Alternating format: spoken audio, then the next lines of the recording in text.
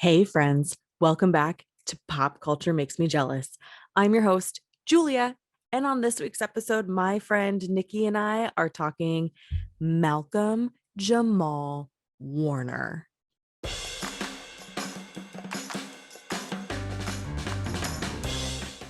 Malcolm Jamal Warner first rose to fame as the lovable Theo Huxtable, the third child and only son of Dr. and Mrs. Huxtable. Since then, Warner has collected numerous screen credits, including the voice of the producer character on Magic School Bus. He is currently starring as Dr. A.J. Austin, a cardiothoracic surgeon on the Fox series The Resident. His role on The Resident is important representation on television, with NPR recently reporting that African Americans make up 5% of doctors. What started out as a conversation to appreciate Malcolm Jamal Warner as an actor turned into a conversation about The Resident. The Resident airs on Fox and just ended its 4th season on May 4th. All seasons are now available on Hulu. Are you on Instagram? Are you following us on Instagram? Find us at Pop Culture Makes Me Jealous. That's where we have all of our conversations post show drop. And we want you to be a part of it. We want to know, what do you think of the show? What did you think of this week's episode? Did you agree? Did you disagree? We won't know any of those things until you go over to Instagram. Give us that follow and start having a conversation with us. We can't wait to talk to you there. Find us on Instagram at Pop Culture Makes Me Jealous. Looking forward to talking with you. And now, without further ado, here we go to the show.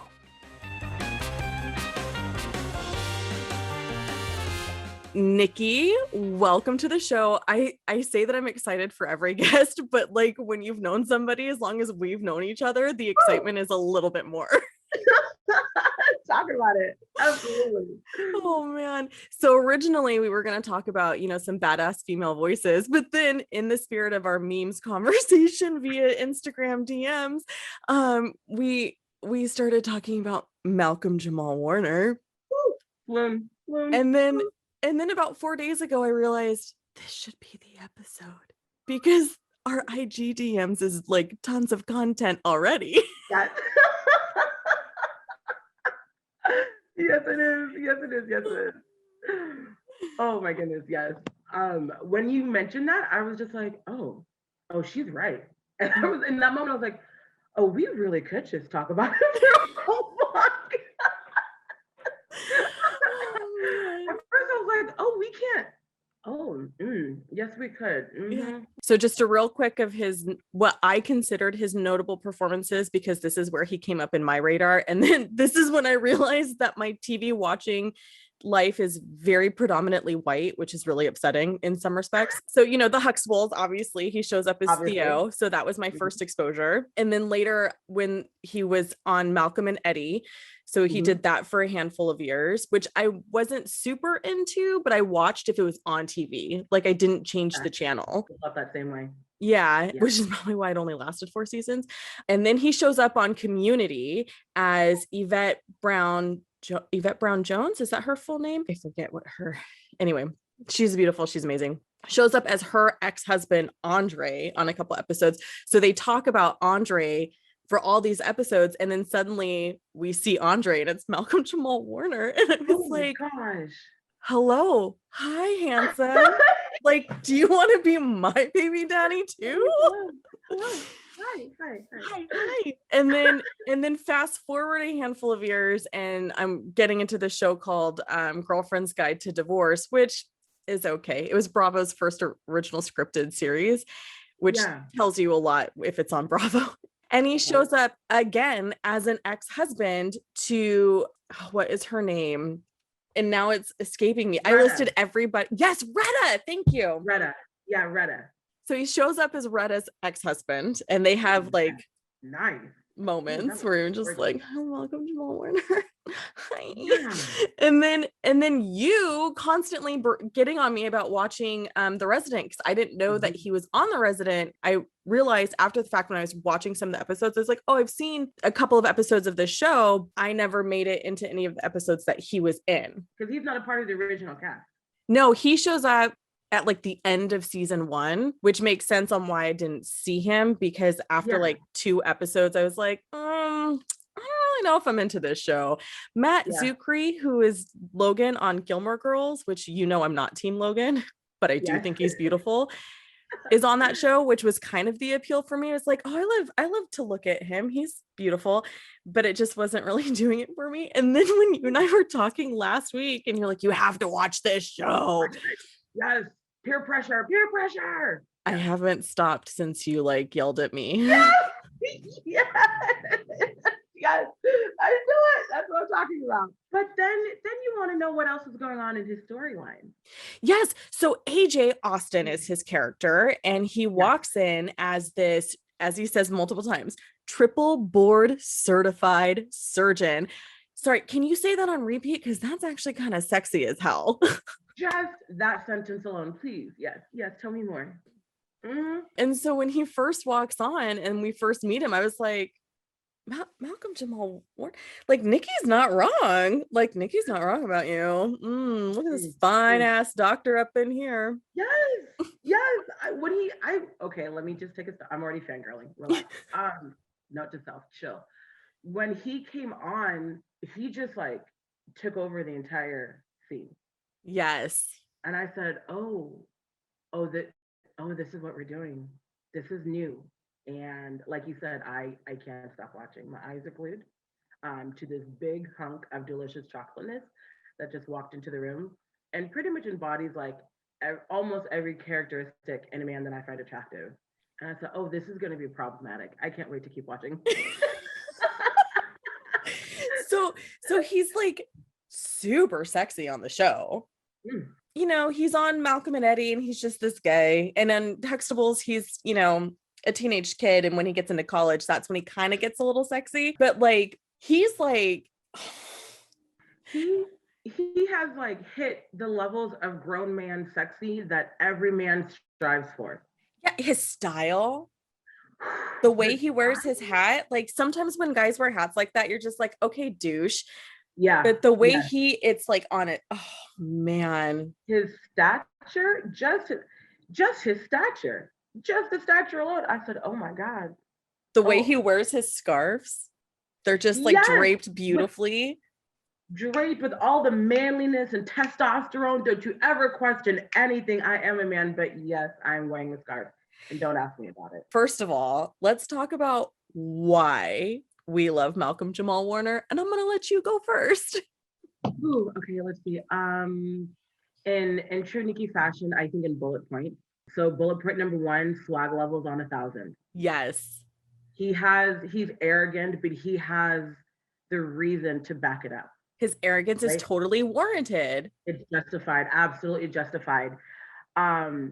Bullet number 2, which is pretty much like a sub point of the first one, he has a soft side that you eventually see with his character, but it is covered in arrogance first because you're never going to question what he knows or how he knows. He knows what he's doing and there's never a question about it. Then underneath that, you actually realize that he does have a softer side. That 1-2 combo, character on TV or in real life, it gets me 100% of the time. I can't help myself. It's just what it is. It's like I like him pretty and stupid, so.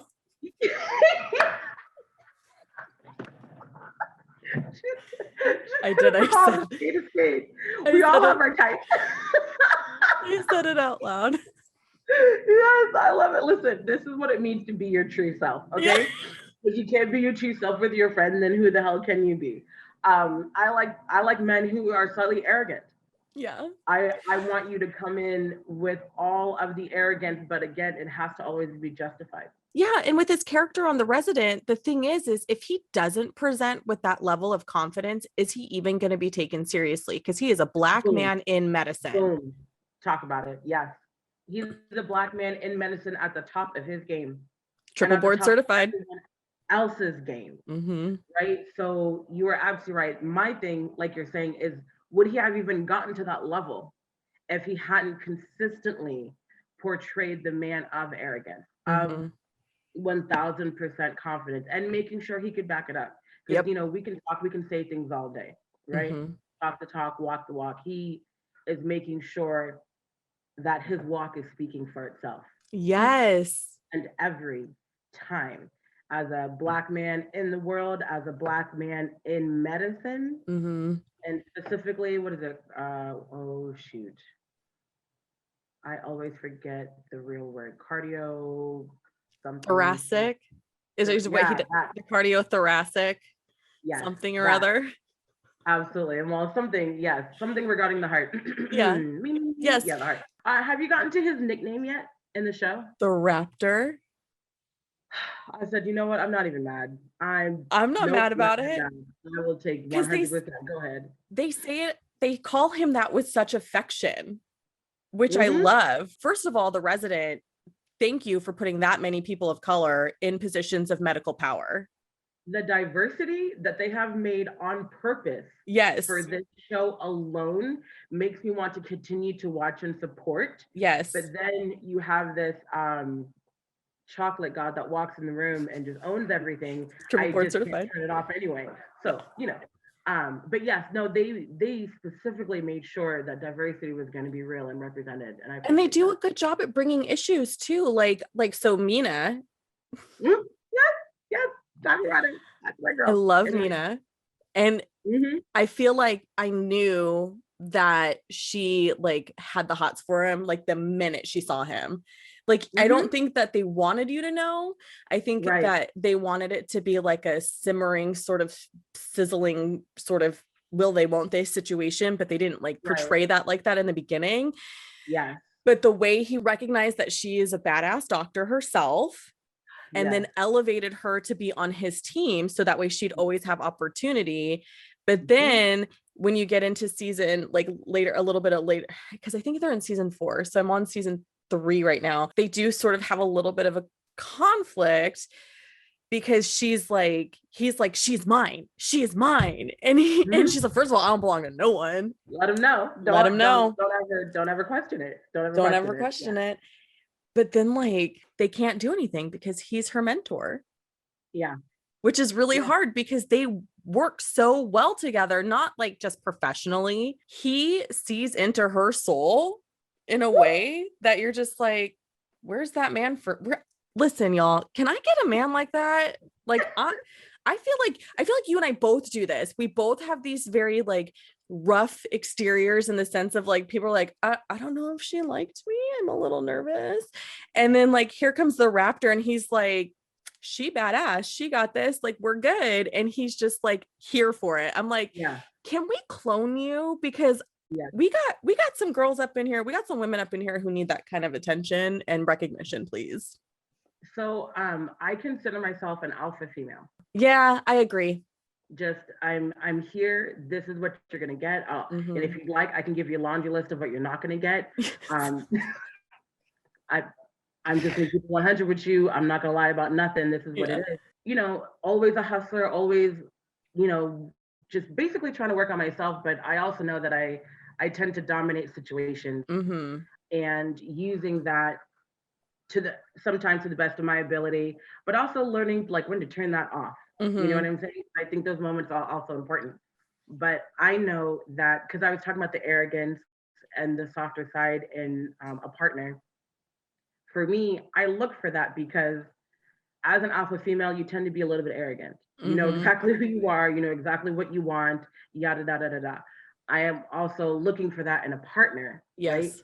They also come with that alphaness. They know who they are, they know who they're not saying they're not striving to be better or anything to that extent. But they know exactly who they are. And for me, if I have the right kind of alpha, I won't always be so much of an alpha. Yes. Yes. Willingly. And I've watched myself in those moments where I'm just like, oh, okay. Because you'll fit well enough that the certain things sort of even out, right? Like I was talking earlier today with somebody about how when somebody I don't want to say underperforms, but when you have somebody who isn't meeting a certain expectation, then I go into overdrive in that expectation. So even though it's not an area that I necessarily want to excel in or want to be a part of, if there's a need and it's not getting met and I have the skill set to meet it, I'm going to elevate and then run the risk of being called domineering, being called aggressive, being called all of these things. But it's like, well, no one else was going to fucking do it. So like, I don't want to be that person, but you just kind of forced me to be in that position. Yeah. If you're not going to, then I feel like I have to. Yeah. And so you're kind of like Mina, because in the sense, like, she is like that too. And then the raptor kind of helps balance her in that way and like forces her to like recognize that she has a lot of potential, but also needs to accept the help and trust the team that she's a part of. You really see that in the episode where there's an episode where these two children bring in their dad who's like frozen. Did you see that episode? It's in season. It's been a minute. Keep talking about it. I'll remember. It's in like season 2, I think. The dad's frozen. These little girls bring their dad in and they're trying to like warm up the body or whatever, and the raptor isn't there. His car is snowed in because there's this huge blizzard happening. Yes, and he was working so hard to get there. He was working so hard to get there, and then she kept calling him like, where are you, where are you, where are you? So now she's reliant on him, but he's like, girl, you got this. Like, why are you questioning your skills and talent right now? Like, you've done this a million times, you've got this. And then she crushes it. Yes, she did. We all need a man to stand in our corner like that. Be your cheerleader and be like, no, you got this. Absolutely. And for two alpha personalities to be able on both sides of that, right? So for Mina, she's an alpha female, but for her to still say, I need you, right? Like that's huge. That's huge and way outside of her comfort zone in any shape of imagination, because she's always been solo dolo and relying upon herself and no one else. So for her as an alpha who's still being alpha to feel comfortable enough with someone to allow herself to rely on them and for her to communicate that is super huge. And for him being the alpha that he is to say, you don't need me. You've got this. It was just, it was a moment on levels. It was just a moment on levels. And it's such a great representation too, because I think strong women get a bad rap and bad representation sometimes in TV and movies, because there's this whole like, there's this negative arrogance about them where they're like, I can do it. And then they fail in something. And so it reinforces that they need to ask for help. But in this situation, she's like, she knows she can do it, but she feels reliant on him. And she asks for help and he says, you don't need help. So it's the flip of that, right? So it's instead of it being like, I got this, I can do it. It's, this is big. This is a big deal because these daughters will be parentless if I don't do this. And he's like, girl, you got this. And then she crushes it. So you have this strong, independent, very, very alpha female character demonstrating vulnerability in a way where it's positively reinforced. Beautiful. A whole dissertation could be written on that. Yes. Especially, I mean, in real life, but also just in Hollywood. There could be a whole paper on that. Absolutely. Kudos to The Resident for having such incredible writers to bring that to the screen. Yeah, they're really not afraid to talk about issues that happen in the medical field that are very like racial discrepancies, economic discrepancies. Yes. I won't say too much because I know you're on season 3, but they dive deeper into that. Oh, man. Especially being Black in the field of medicine. It gets deeper into that. And so I look forward to you watching it, and anyone else listening, I look forward to you watching and learning as well. Yeah. But like you said, they're very open and they pretty much lay it all on the table. Yeah. They're very real about what the world of medicine looks like from a TV perspective, from a TV lens, of course. But they talk about it and they're not afraid to not talk about it. Which I really show full characters. I really appreciate that. So I did watch the first episode just to like refresh myself. And so Devin Pravesh, he walks in and I was like, who is this hottie? Yes, yes, absolutely. I said, oh, we've got several on the staff. I said, like, oh, okay. Hi, I'm Yes. Julia. You're Yes. pretty. Yes. He is cool and he's fun and he's also like a little bit shy and a little bit nerdy in a way that I just completely respect and also think is 100% attractive. And I'm like, you know what? First of all, I mean, we won't have to talk about his facial features. He just looks cute. But his character as well. Like, and then when he does this like thing where he like looks up at people when he's like on someone like checking their heart or whatever with the stethoscope, and he just like looks when they say something that he thinks is like maybe not the best. Yeah. And he just like, I'm just like, can you do that again? She's like, oh, rewind 5 seconds, please. Yes, right here. Like, hey, you're cute. Oh, yes. Pravesh. His character, they really dig into his storyline later on too. Oh, that's exciting. Because I know in the first season, they really got into like, he's getting married to this woman named Priya and all these things. And then Jenna Dewan shows up and that shit gets messed up. Real quick. Yeah. But then it does kind of dial back a little bit. But the other thing that I love, this is supposed to be a Malcolm Jamal Warner appreciation episode. And now we're talking about The Resident. It's just her full resident. Yeah. It's okay. But the other thing that I really appreciate about The Resident too is that there's like all ages are represented, right? So like the CEO guy is like older, but like you still sort of see him trying to navigate love, and he's dating age appropriate women. Talk about that. Yes. So I'm like, thank you for having, you know, the 40 plus crowd. I'm not 40 yet, but thank you for having women with some experience under their belts on the show, having love scenes and having romances. Like, thank you.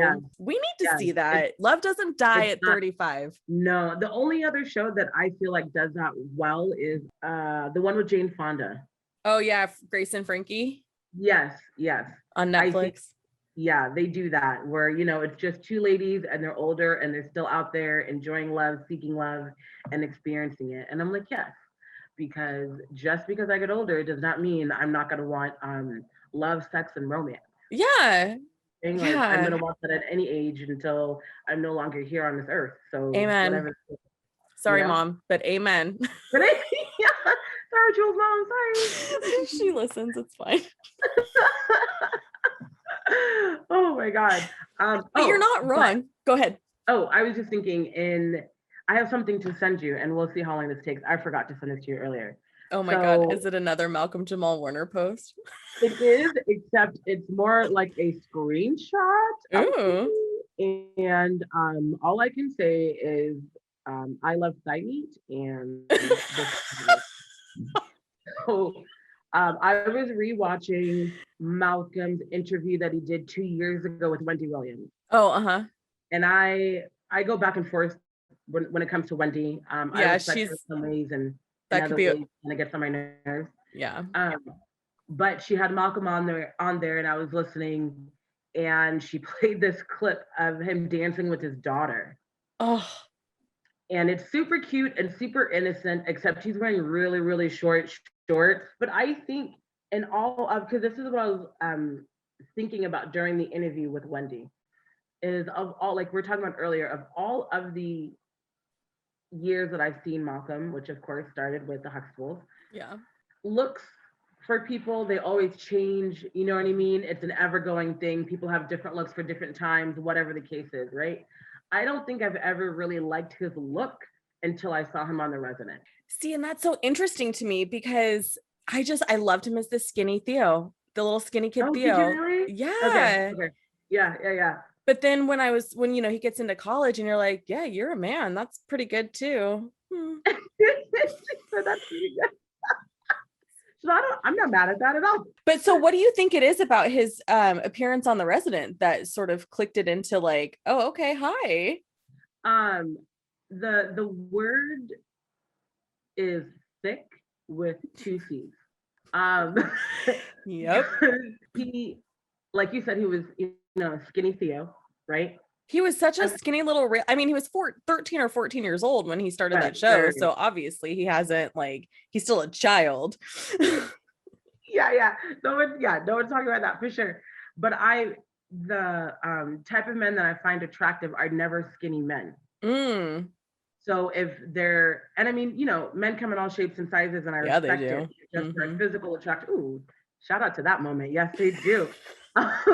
But for my physical attraction, for initial attraction, it's never been slender men. Okay. I've always liked men who had a little more meat on their bones, a little Mm. bit more strength, given strength. And Malcolm never had that when he played Skinny Eddie. So for me, he was always super cool. Just like Yeah. Like a brother when type. I never really found that like attractive. People were cool, but that was never like there was never physical attraction there. Right. So in all of the different moments he's had on TV, he's always just kind of been meh, and then all of a Mm-hmm. sudden here he comes with broad shoulders, Mm-hmm.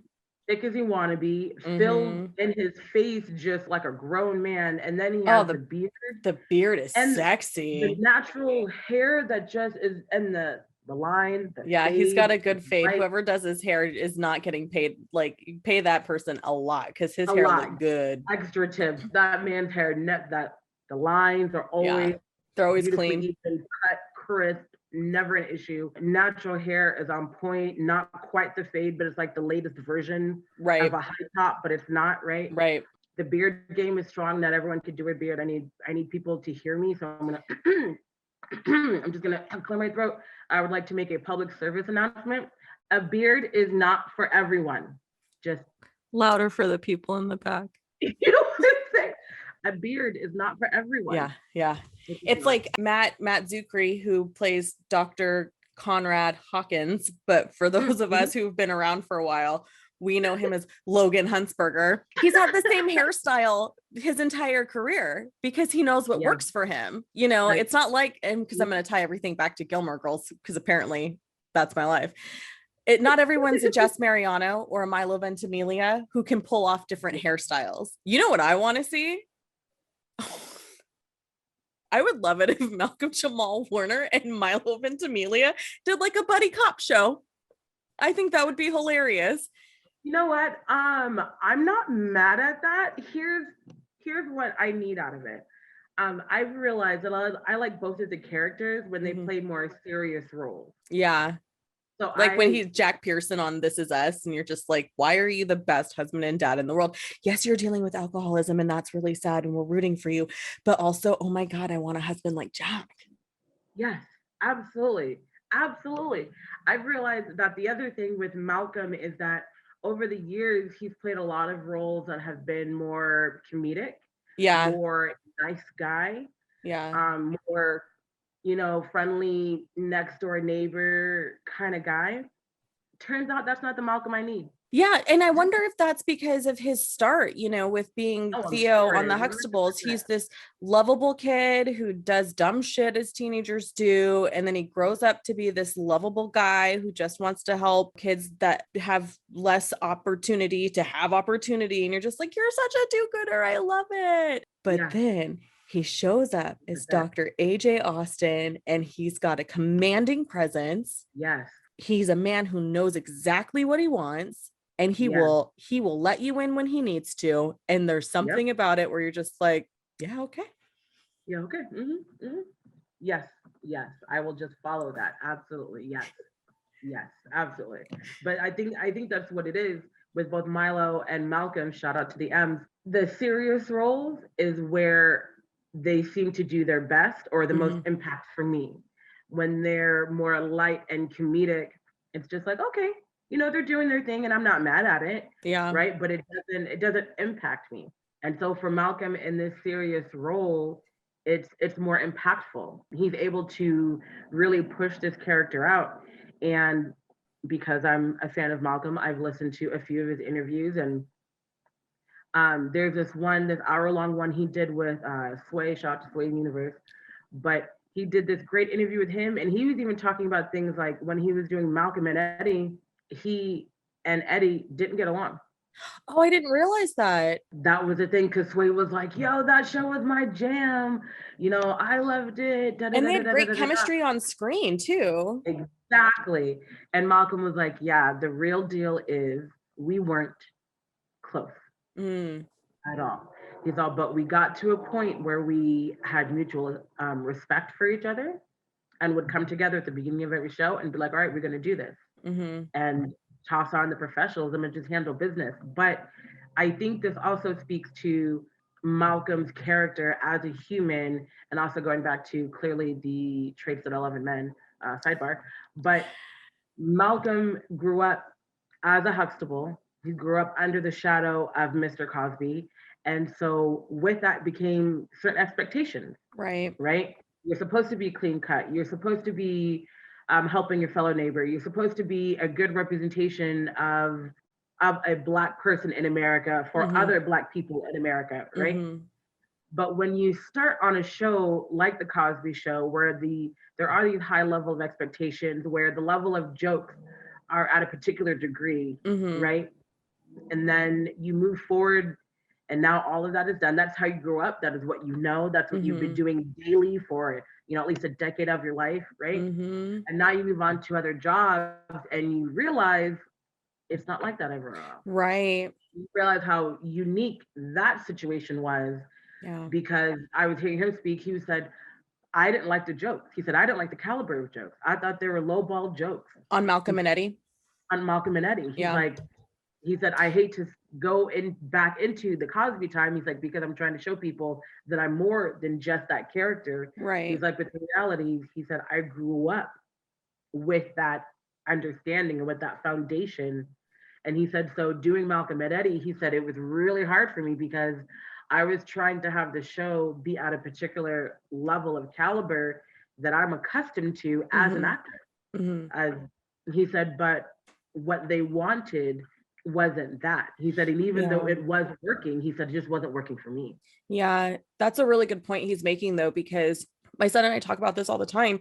What's timeless versus what's timely for now, and what's timely for now is what fades away. There's a reason why I Love Lucy, Mary Tyler Moore, Dick Van Dyke Show, the Brady Bunch have all sort of survived generations, and there are TV enthusiasts who still know those shows. There's a reason why Fresh Prince is still really prevalent and isn't just Black famous but also white famous. There's a reason why the Huxtables have lasted through all the shit that the patriarch has put them through. Yeah. The reason is because they have this level of universal themes. There's universal comedy that is that higher standard, that higher expectation. And then the shows that we forget about that we loved at the time kind of hit, only current topics or don't know how to address current topics in a timeless way. One of the biggest episodes that I remember the most from the Huxtables that Malcolm Jamal Warner was in was the episode where somebody stashes a joint in his history book or his geography book, and his parents find it. Even though on state levels marijuana is legal, it's not legal for everybody. It's not legal on a federal level. And that narrative of a high school kid bringing home a joint to a certain type of parent, not that the Huxtables were bad parents or conservative parents, but they had expectations for their children, and their child just brought home a joint. Like, that still is a storyline that works now 37 years later. Yeah. And that's the difference, I think, with when you do start on something that has that expectation in there. And that's the benefit of having worked with somebody who's been in the business for 25 years prior to the children showing up being on the show with him. Malcolm, now in his character with the resident, here we go. Let's see if I can flip it.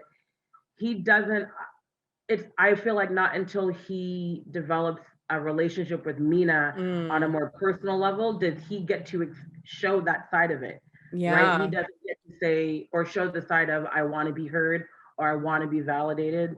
He, as a Black man in America, just feels like he has to forget all of that and push all of that to the side to show that he can be who he is in the surgical room.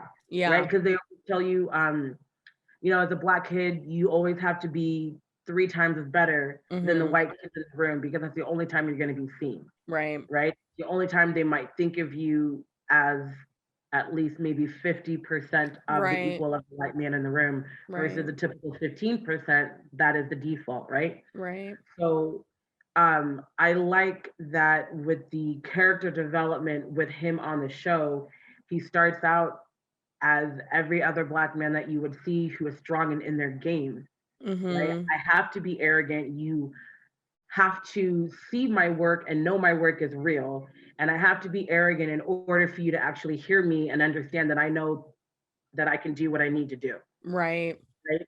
And And then he's the best in the business. the, And time yes, the again, best and the he proves brightest. that he's the best. And then not eventually, shortly thereafter his character arrives, people start acknowledging, like, we're Yes, gonna call Dr. Austin. You're literally in the best hands. yes, And that's yes, so like that feels great to hear because you're valid. You've basically said like, I mean, you shouldn't have to prove yourself when you're good at something. Like right, your work should right. speak for itself.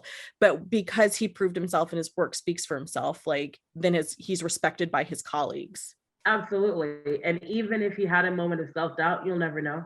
Right. He'll never know. He'll never show it because as a black person in America, you don't have time for self doubt. Right. You know, Which is you go and you just have to do. which is so unfortunate because that self-doubt can really eat you alive if you don't have somebody to talk to about it. Very true. It's that like tiny voice in the back of your head that suddenly becomes loud enough to give you a headache Yeah. if you don't manage it properly. And it, like you Right. said, can really take over and change everything that's going on in your world. To your point about his relationship with Mina, I do love how like they kind of both force each other to be vulnerable. Yes.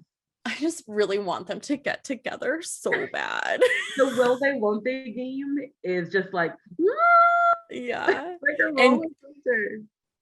she's so beautiful. Like it's stupid how pretty she is. She is also someone who walks in the room and just takes over. Here's what I love about the actress that plays her, Shawnette Renee Wilson. Yeah. I love that they cast a tall woman Mm-hmm. to be a doctor in this role. In what I can recall from all of the entertainment I've consumed in the last 37 years, there is very specific type of black women that get cast. Not that they're bad, not that Right. there's anything wrong with it, not that I'm criticizing it, but Right. it's a safe look. There's a safe look that has been getting cast for decades. Yeah. And then more recently, we're starting to see more diversity within what Black people look like being cast in roles. So to see this beautiful, tall woman who is a badass doctor, and she's Nigerian, right? Like her character's from Nigeria, and just being all of who she is, I was just like, listen, The Resident, I walked into this ready to not like you. Yeah, absolutely. I was like, oh, is this gonna be like a kind of another Grey's Anatomy? Like, what's the deal with this? Okay, something that I wanted to bring up today regarding Malcolm is that he is very much into spoken word. And I found this out like way late in the game. He also is a musician and he plays the electric bass and the guitar. What? And then now he plays the upright bass. Oh, that's sexy. And I said, holy crap. And then I was looking him up on YouTube because I heard something that reminded me that he did a song with Robert Glasper. Really? So I guess technically he got a Grammy because he did spoken word on a song with one of Robert Glasper's songs with someone. I forget. There was a lady singing on it. Leela Hathaway, maybe? I forget. But yeah, he was doing spoken word and he got a Grammy for that. So technically, Grammy winner Malcolm Jamal Warner. Grammy winner. So good for him. Sexy. Good for him. That's like the upright bass. Could you please like that's a sexy instrument? It's just like, oh, good for you. Good for you. That is a sexy ass instrument. From one player to another, I respect your game. He was nominated for an Emmy in 1986 for his portrayal of Theo. Man, I support that because he did such a great job of being like, this kid who just, one, it's got to be hard to have four sisters. That's going to be real hard. Yes, there was definitely a lot of female dominance in that house. Yes.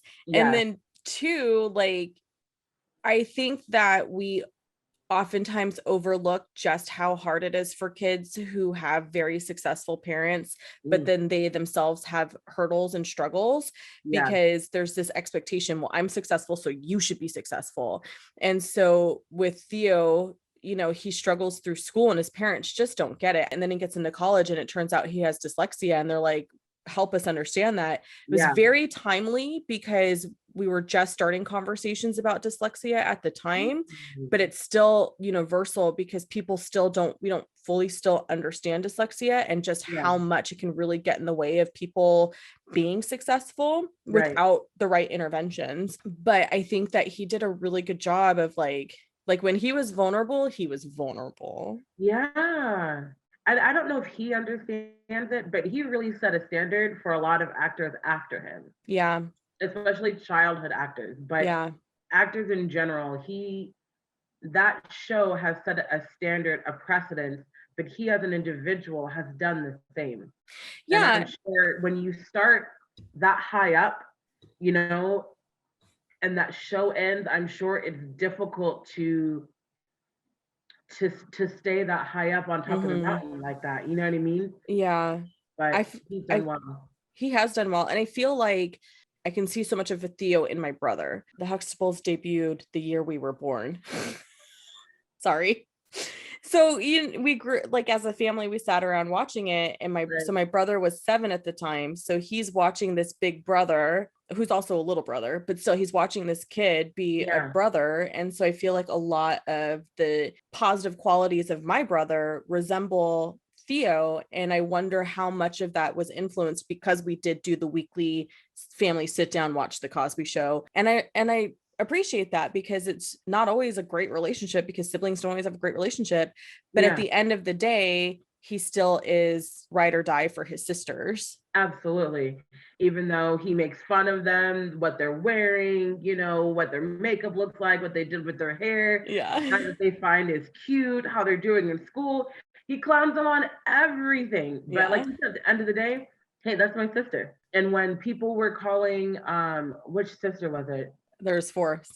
I know. One of the sisters, I can't remember, but there was one of them, one of the girls went on a date with someone. Oh, Vanessa, when Vanessa went on the date with one of his friends. Yeah, and the Yeah. guy was in the locker room just saying, how he and Vanessa Locker went way room further. talk. Yeah. Yeah, and they was like, "Oh, that's my sister, fool! Like, back up." So I appreciate that, because at the end of the day, like you said, it is family. I feel like the Cosby Show did a really good job with a lot of different things. We understand that Cosby individually is problematic, Yes. but the show itself brought forth a true vision that Mm-hmm. wasn't portrayed, Yeah.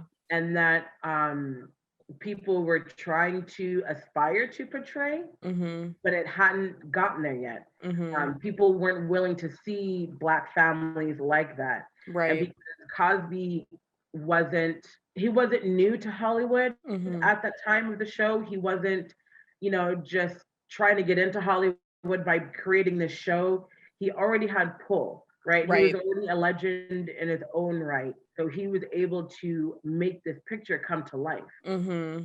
in a way that at the time no one else would. There Right. were other Black shows that were on, but nothing like that. And because of the Cosby Show, we got things like Family Matters. Oh, I love Family You know Matters what I mean? We got that so show much. directly because of the Cosby Show. I wanted to be a mom like Claire Huxtable. I Who really and didn't? truly did. Like, Who didn't? when, right? So, like, Yeah. she was already a professional by the time she started having children. Her career was already established. Mhm. So I was thinking about this more recently, because I'm kind of getting back into like more of an edgy look, like, how you remember me from high school.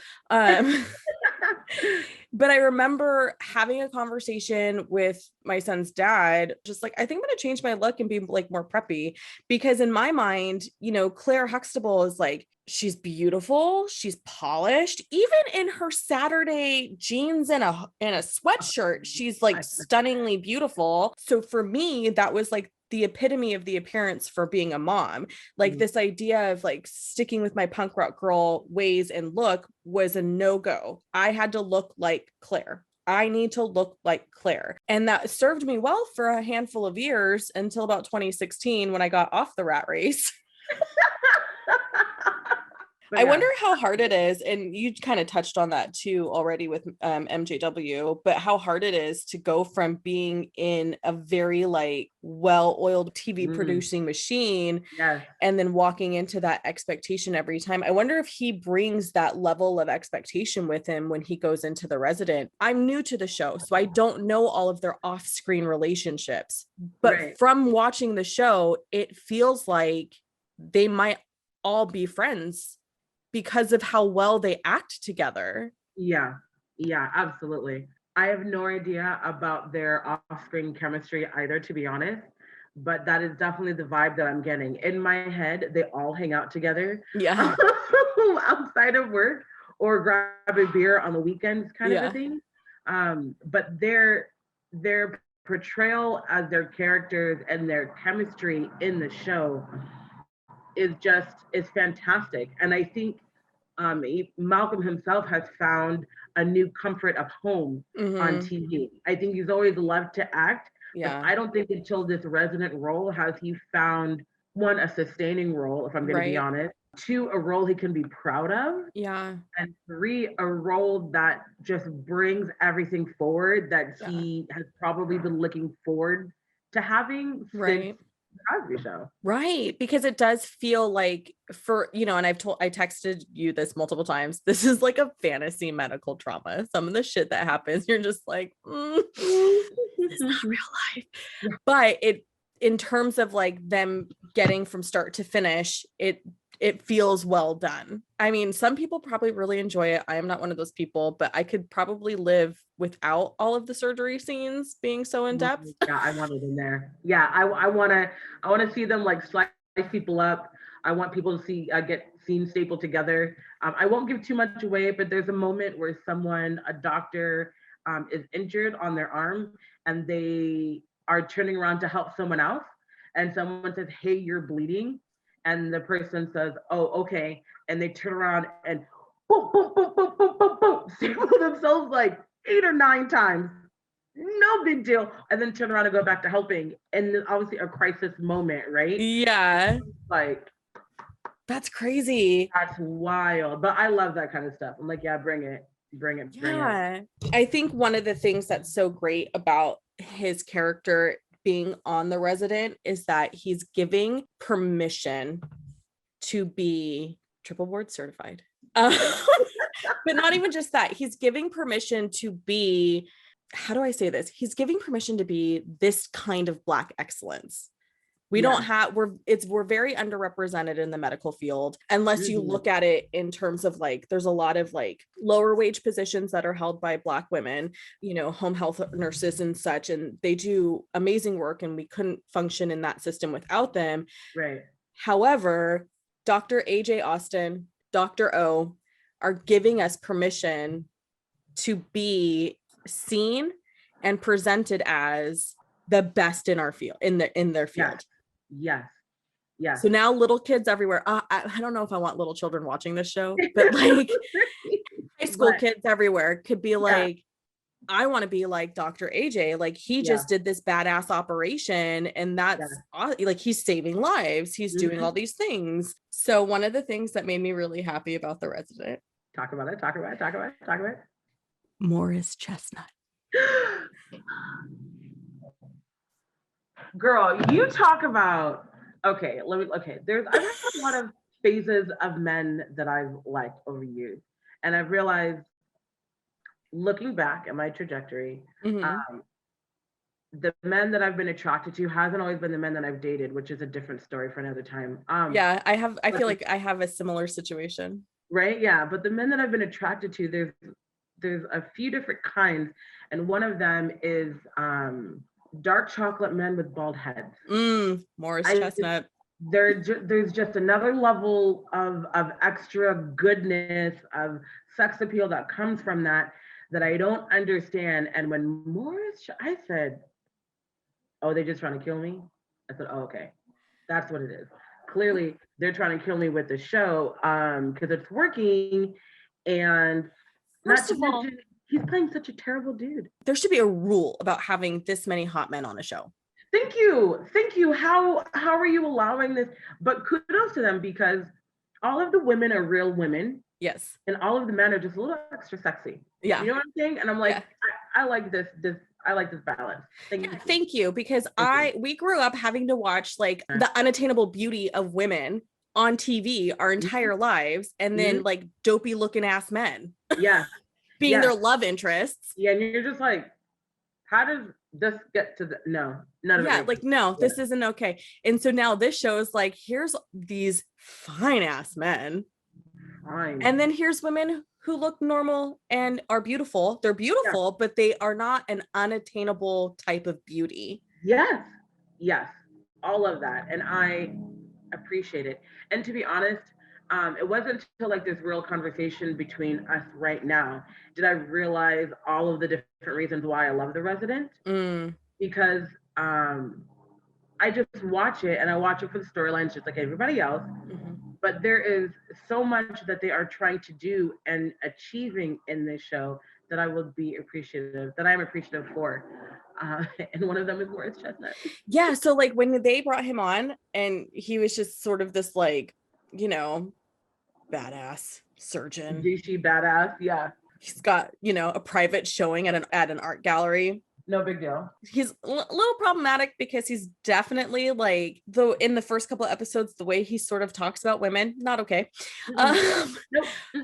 But to me, I'm like, AJ's going to have a run for his money, because this guy is even more confident, even more arrogant, and has a bigger billable hours. Like that's attractive in a business sense, right? Like, what did she say? Something like $80 million in billables or something like that. And I was like, the fuck are you doing that you can bill $80 million? Okay, now remember that question as you continue to watch the show. Okay. Because that's a very valid question. How the fuck are you billing that much all the time, every day, for it to accumulate to that kind of a dollar amount? Yeah. So just keep up, because you're going to see, and you'll see that it is slightly problematic itself. Oh man. Well, and Jane, what's her face, who was Daphne on Frasier. Oh yeah. She even when she first finds out about him, she even calls it out, like he has how much, like, you know, that's dirty money. And she like calls out the CEO and blah blah, and she's like, I'm not doing this, I'm not going to be on this, I don't condone this. And I really appreciated her for that, because she was just ethical standards. Yeah, thank you. First of all, now I'm like, I need to date a doctor, because I have questions. I have questions about some of these procedures. I have questions about some of these diseases. I have questions about so many things. Like, there's one episode where they're like, we're gonna do what did they call it? You know, when chemo, we're gonna give it a chemo bath. We're gonna give the organs a chemo bath and then put them back in. And I'm like, what? That can't really be a thing, right? Is that really a thing? Yeah, like, no, that can't be right. It'll be fine. We're just gonna give him a chemo bath. Yeah, because if that's a thing, why aren't we actually like doing, I don't know, whatever. Yeah. And so like this idea gets floated that her contract won't get renewed because she only bills $2 million. And I'm thinking, she literally like saves lives every time somebody comes into her operating room. And that's not valuable. Like, that's not valuable. Talk about playing God. Yeah. Well, you see how they're showing the business side of that, right? Where the importance, because it's a business, is the bottom fucking line. Yeah. And it's not about helping people, or you know, their what do you call it, the medical oath or whatever, the oath that they take. Clearly, the Hippocratic oath, is that what it's called? Good for you. Where to pull that out of nowhere? Yes. They're focused. Watch, someone's gonna type in and be like, you're wrong, it's this. I'm like, both of you clearly don't know what you're talking about. No, we don't. And we don't. We're just here to appreciate Malcolm Jamal Warner, okay? Yeah, and all of his glory and his swagalicious. And that time when I saw him in a like deep eggplant purple suit from head to toe, and I was just like, be still my heart. My mouth fell to the floor. Am I a grown woman? Yes. Did my mouth fall to the floor over a man? Also, yes. Yeah. Also, yes. And am I proud of it? Yeah, because it was worth it. Yeah. Everything. I just feel like the older we get, the more comfortable I am, because I used to objectify men all the time when I was younger because I was getting objectified all the time. So it's like, you're going to objectify me, I'm going to objectify you. But there wasn't any weight in it because I didn't have an appreciation for what I was objectifying, right? Oh, Which I feel like maybe that's what objectifying is. You don't really have an appreciation in it. But now as this like grown ass woman, I'm like, oh shit, I think I might have the potential to be a dirty ass old lady, oh because yeah. I'm over here like, look at this fine ass dude. Like, Oh yeah. I'm having to make sure when I see people on TV, like men on TV who are attractive, I'm like, let's Google their age to make sure that this isn't inappropriate, that I think that they're attractive. I feel like I've said this on the show before. Oh God, no. But like the older I'm getting, the more comfortable I am in appreciating the human form sorry, mom, I know you're listening. But not just men, but women too. And for, with the, cause I'm a hetero, with the male side, there is a little bit of, again, sorry, mom, there is a little bit of a sexual appreciation, but for women, it's more like this is a beautiful human. Right. Unless they're a shitty person, then I can't really see their external beauty. So I think we've landed on that. We'll basically fight to the death on who wins, Malcolm Jamal Warner, if we're ever in that position. Our friendship will be tested. Yeah, it'll be great. But I have to say, Nikki, like, this has been a lot of fun. I love talking to you, and I am so grateful to you for letting me put it on camera and record it. Yeah. No, it's fine. Listen, this was great, and I didn't realize how much I needed this conversation today. Talking to you, we always have great conversations anyway. Yeah. And today was just another one of them, to the point where we're like, oh, we probably have other things we should be doing today. Yes. I guess we should go back to adulting. Today is Sunday, that kind of a thing. So absolutely, this was great. Well, I hope that you will come back soon, because I think you have a lot of value add. I think that your perspective is so valuable. And I'm not just saying that because we're friends. Like, I really do feel that there was a lot of valuable nuggets that you brought today. And I think that's really important and really special. Oh, thank you. Thank you very much. Thank you. That's our show for you folks. Thanks for listening. Talk to you next time.